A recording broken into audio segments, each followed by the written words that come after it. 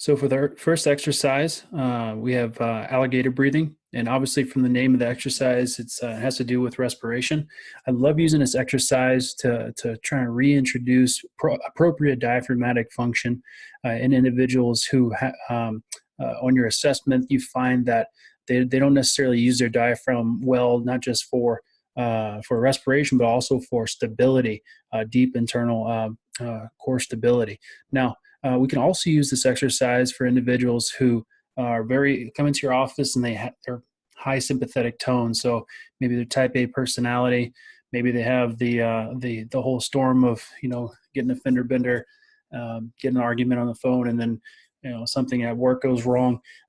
Those patients will come in. We'll do this with them, and they'll turn down the sympathetic tone and make their nervous system a little bit more able to adapt to the stress that you're about to place on it in that session.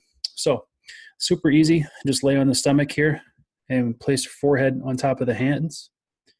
I like to use I use a little 5-pound plate here instead of this little green pad. The green pad works. It's just something external. You want to place something on the sacrum, something flat. It could be a textbook. Like I said, I use a little 5-pound plate.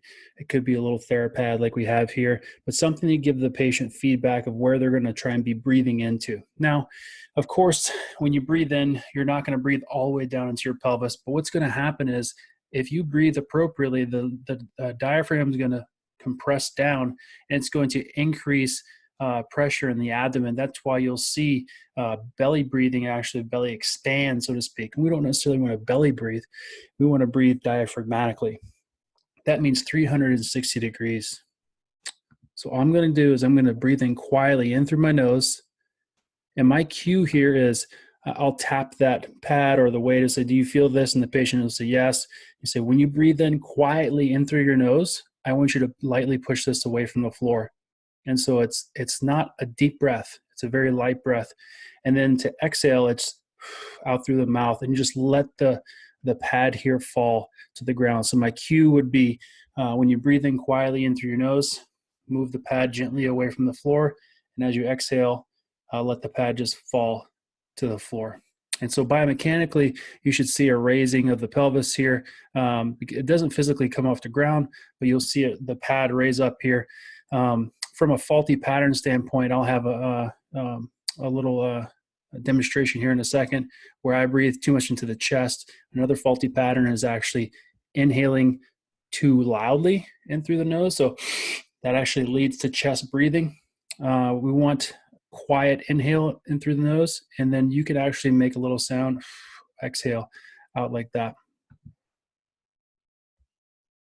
So obviously the tissue that we're working primarily here is the diaphragm. Just quiet in through the nose and out through the mouth.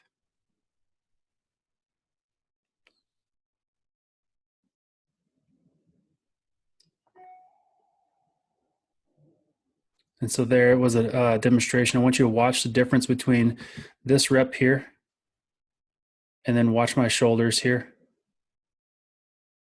Another good rep. And then I'm going to try and breathe in deep breath here. You see the shoulders kind of shrug up a little bit. I do it again. I don't want that. The shoulders shrug up. That means I'm using the secondary muscles of respiration, my scalenes, my levator scapulae, and quite often you'll find hypertonicity in those the musculature because they are tonic musculatures, because they're always working. They're always having to work, do the job of the diaphragm.